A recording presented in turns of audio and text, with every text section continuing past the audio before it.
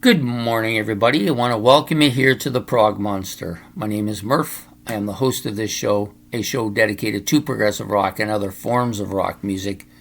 We're here with my favorite Genesis albums. This is the mini-series we're running. It's a six-part mini-series we're running to kind of get something in for those days that we couldn't get anything in for the series that we were running for the month of January.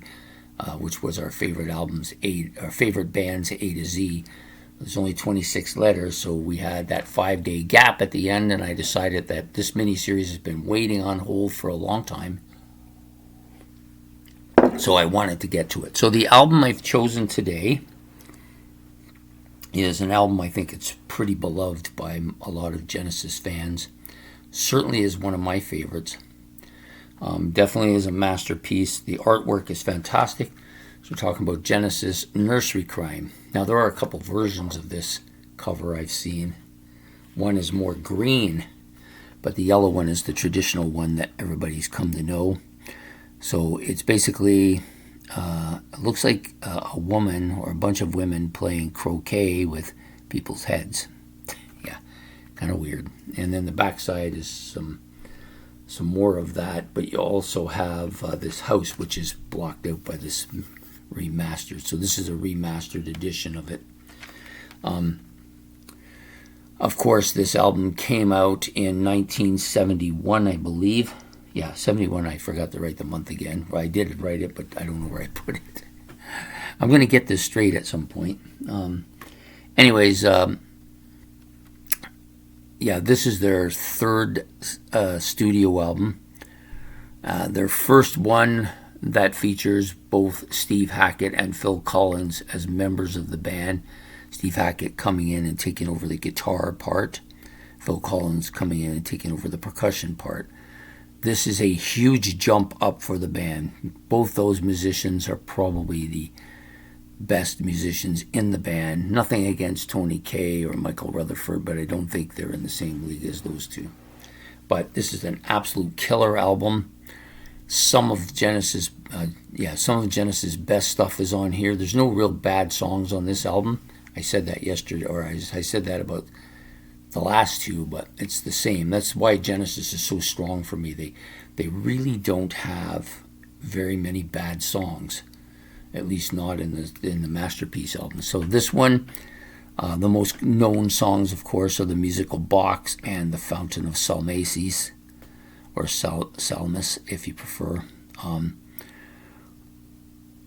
Absolutely killer. Both these tracks are killer. And then, of course, Return of the Giant Hogweed as well, which is a prog person's masterpiece, right? So there are 7 tracks on this particular album. What was I going to say about this? So the overall feel of this one is kind of a quirky British feel, but this is a heavier album. In many ways, it's a heavier album than anything that they've done, at least early on.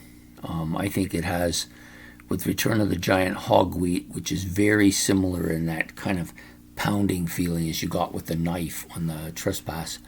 A lot of that here too. The Music Box is a little bit more progressive in nature, very kind of otherworldly if you prefer, or mystical, but the vocals on it are fantastic. I love this song. It's probably it's the longest on the album, but it's also probably my favorite on this album as well, although it's pretty close between the 3 songs I said, Return of the Giant Hogweed, The Music Box, and The Fountain of Salmacis.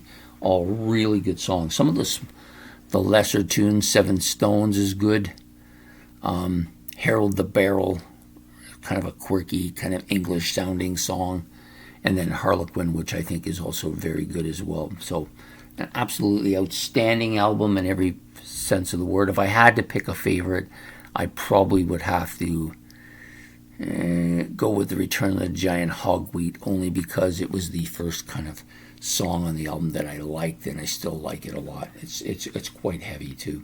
So Genesis Nursery Cryme is the album that we're doing for today, or for my favorite Genesis albums for the mini-series we're doing. For 6 straight days we'll be doing it.